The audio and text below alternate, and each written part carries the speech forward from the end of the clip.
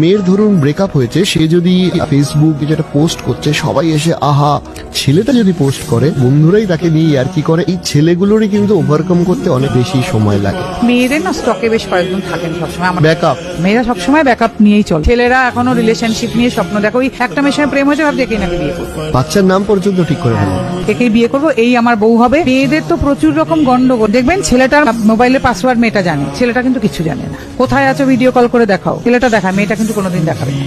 আমি আমার কলেজ লাইফে আমার গার্লফ্রেন্ডকে সময় দিতে গিয়ে আমার পড়াশোনাটা ভালো হলো না, আমি সেই গার্লফ্রেন্ড পরবর্তীকালে আমার থেকে বেটার ক্যারিয়ার আছে। আমি তো এটাই বলতে চাই, ভাই প্রেম না করে ক্যারিয়ার তৈরি করো।